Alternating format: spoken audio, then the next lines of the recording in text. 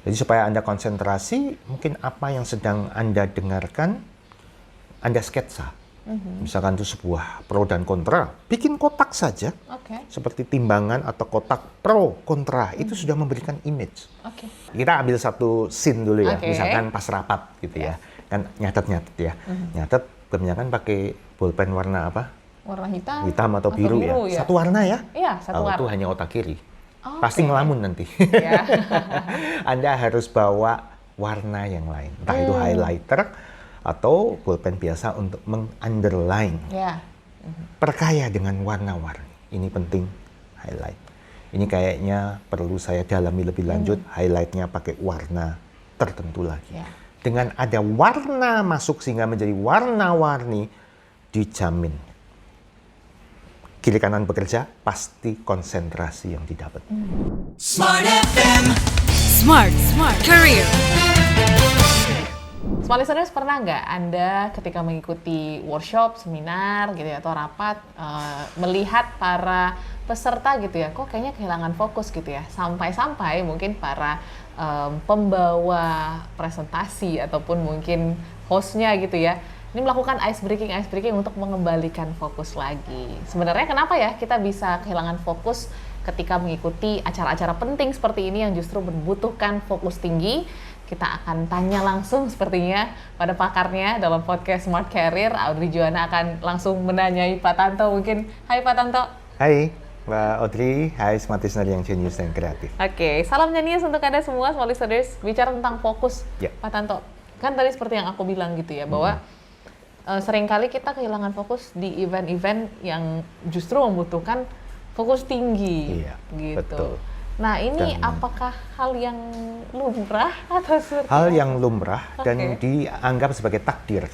Takdir ya, pasrah oleh aja sebagian gitu smart listener ya. Ya memang gitulah, melamun lah. Tapi padahal tidak. Ya, kenapa? Sebab kalau di saat-saat tertentu, saat Anda mestinya tidak boleh melamun atau harus berkonsentrasi, sedangkan Anda tiba-tiba melamun, tiba-tiba sulit konsentrasi, itu adalah bukan alamiah lagi, itu harus diatasi, ya. Tapi yang paling penting Anda ketahui bahwa itu bukan normal lagi. Karena apa? Itu tidak bisa melamun atau tidak bisa konsentrasi adalah suatu akibat, bukan suatu sebab. Ya, banyak orang yang membaliknya. Kenapa nilaimu jelek? Saya susah konsentrasi. Salah. Susah konsentrasi, bisa konsentrasi, sulit konsentrasi, itu adalah suatu akibat dari suatu sebab. Nah, kalau sebabnya kita atasi, maka Anda akan bisa full konsentrasi setiap saat dalam kegiatan apapun.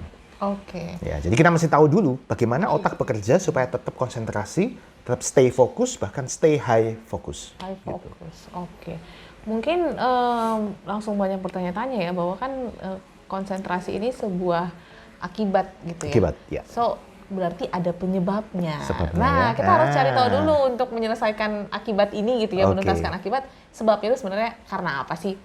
Baik. Sebabnya kenapa? Ini tidak lain adalah kerja balancing dari otak kiri, otak kanan kita. Ya, jadi bukan takdir ya. Anggap aja contoh ya, seorang anak ya, dia belajar tidak bisa konsentrasi, belajar sendiri tidak bisa konsentrasi. Ya, bermenit-menit masih di halaman yang sama, pikirannya kemana-mana, mondar-mandir, nggak dapat apa-apa, ditanya tidak mengerti.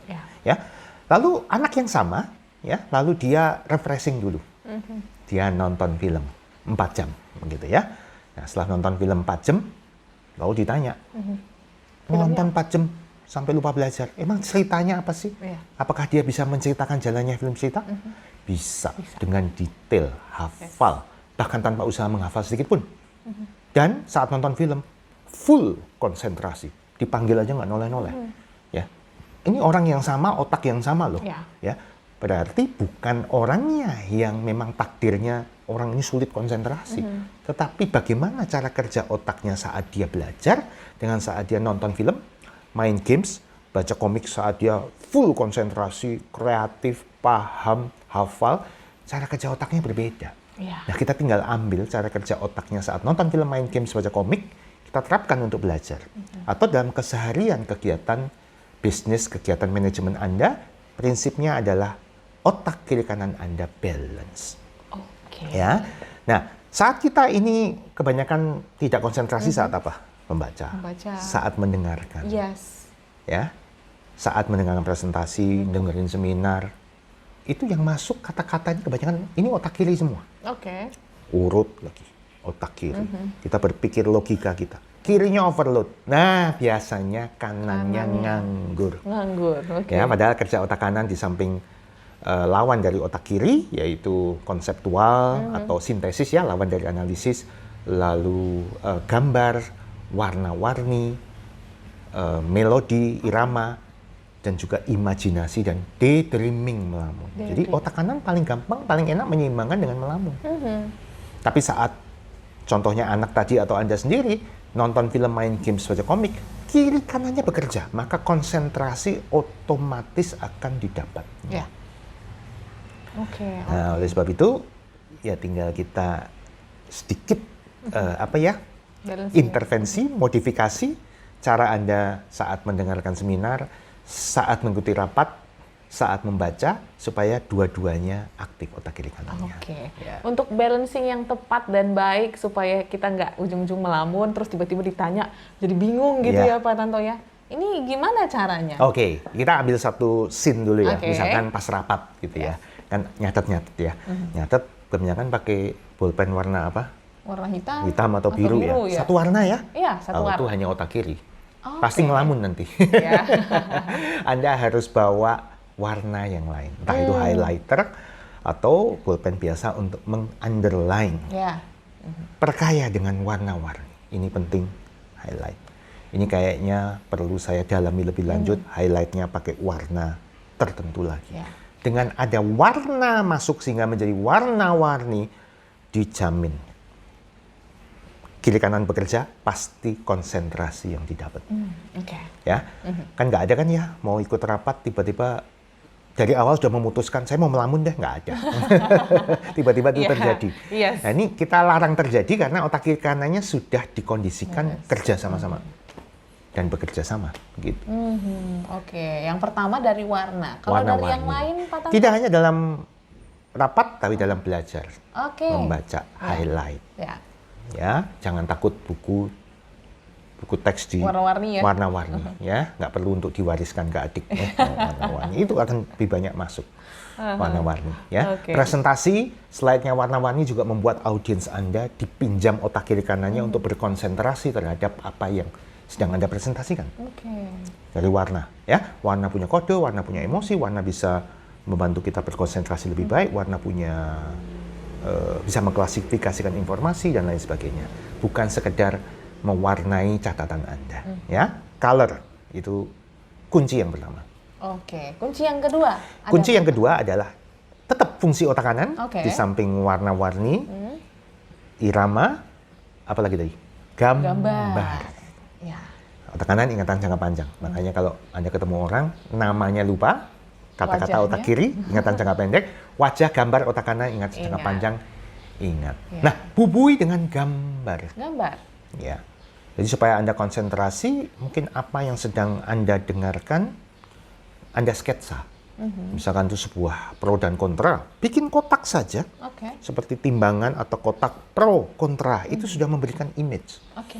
Ya, contoh lain yang saya yakin Smart Listener setuju, soal cerita matematika. Itu harus dimodelkan dulu ya. Ya, Sawah Pak ya. Tani punya panjang sekian, Sawah ya. Panjangnya sekian meter lebih banyak daripada lebarnya, keliling sekian. Paling gampang dimodelkan dulu. Ya. Ya. Kalau itu adalah suatu data, digrafikkan dulu, dibuat diagramnya dulu. Ya, penjualan Januari ini, Februari ini, Maret ini, bes hilang. Tapi kalau dibuat diagram garis, oh kita dapat trennya. Data menjadi informasi, oh cenderung naik. Turun di bulan ini karena ini. Gambar. A picture worth 1,000 words. Gambar penting. Ya. Sketsa, diagram, memberikan suatu penjelasan. Warna juga sebenarnya termasuk bagian dari gambar. Yes. Ya. Atau untuk menyatukan ini semua, saya sarankan saat mencatat seminar, gunakan mind map. Mind map. Mind map sudah pasti menggunakan kedua belah otak Anda. Ya. Dan cara kerja alami otak Anda. Yes. Ya. Itu yang udah teknik yang bisa membalancekan Betul. otak kanan dan otak kiri ya. Ya. Terus kalau dari rhythm tadi ya? Ya, Rhythm, irama ya, iya. itu otak kanan. Itu terutama untuk membaca. Oke, Ya, mungkin pernah membaca. kita ada podcast tentang read effectively, Yes. how to read effectively. Ya, bisa lihat lagi, smart listener. Jadi saat Anda membaca cukup banyak jurnal, aturan baru, kadang kita membaca, kok nggak dapat ulang lagi, ya. Dan cilakanya terjebak pada suatu formula yang salah. Semakin tidak paham, bacanya Makin jadikan lebih baca. lambat, Ya. ya kan? Kalau lebih lambat, mengambil kata per kata malah kehilangan kontekstualnya, makin tidak paham. Yes. Dan semakin tidak paham, semakin dilambatkan lagi, makin kacau. Nah, yang benar adalah ritmik kan. Oke. Nah, yang dimaksud dengan proses fotosintesis adalah berikan intonasi, kadang cepat, kadang lambat. Ya. Yang dimaksud dengan proses fotosintesa adalah, kadang seperti itu. Tidak harus lambatnya itu saat koma. Dengan memberikan ritmik irama berupa intonasi, tempo, keras lemah, konsentrasi akan terjaga. Oke. Satu lagi mungkin Pak Tanto. Satu lagi ya. Bicara tentang, ini yang penting juga ya, istirahat. Istirahat. Aha, Betul. break. Gimana Break. tuh? Nah, jadi banyak yang menganggap break itu, ya kalau nggak break, capek dong. Iya. Ya nggak? Bukan itu esensinya. Oke. Take a break itu adalah wajib dan bagian yang tidak terpisahkan dari keberhasilan Anda untuk menyerap informasi dan menjaga konsentrasi. Oke. Jadi wajar, jadi sangat esensial, harus dilakukan. Nah, cuman yang salah persepsi lagi adalah yang penting lamanya break. Padahal yang penting frekuensi breaknya, Frekuensi. bukan durasi breaknya. Ya. Jadi kalau misalkan belajar 2 jam. Lebih bagus jangan breaknya 2 kali setiap 1 jam. Oke. Tapi 5 kali setiap 25 menit. Oke. Walaupun breaknya 1 menit, 1 menit. Daripada 1 jam breaknya 5 menit, 10 menit. Ya. Kemudian 5-10 menit. Tetap efektif yang Pendek-pendek ya. pendek-pendek. Jadi gampangnya begini. Lebih efektif belajar 5 kali 2 jam daripada 2 kali 5 jam. Nah, demikian ya. Jadi frekuensinya yang sering, tapi Oke. durasinya pendek-pendek saja. Ya. Oke. Nah, kemudian take a break ini sebenarnya juga bukan breaknya harus, jadi kalau rapat harus di break meninggalkan tempat, coffee break, kembung dong ya. Tidak usah. Break bisa macam-macam. Oke. Bisa melupakan sejenak, meninggalkan arena, begitu ya. Atau dengan ada ice breaking, Ice breaking. brain breaking, eye breaking. Ya, ada guyonan di tengah-tengah, Ya. terus mulai lagi, walaupun itu hanya setengah menit, gitu ya, melihat gambar sesuatu yang tidak relevan sama sekali sehingga melupakan sejenak, itu sudah break. Atau ganti subjek untuk nanti kembali lagi ke subjek yang awal yang barangkali belum selesai kalau itu sebuah agenda rapat, ya. Nah, ini semua akan membuat Anda stay fokus, bahkan stay high fokus. Ini yang ya. mungkin efeknya juga akan lebih baik ya untuk karir kita ya Pak Tanto ya, ketika Ya. kita punya tingkat fokus yang cukup tinggi dalam melakukan aktivitas sehingga produktivitasnya juga bisa terlihat seperti Betul. itu ya. Oke, dan pastinya ini menjadi tips dan juga trik untuk Anda terapkan langsung ya. Bisa dilakukan, tadi ada color, ada image, ada ritme, dan juga ada break yang harus diluruskan juga.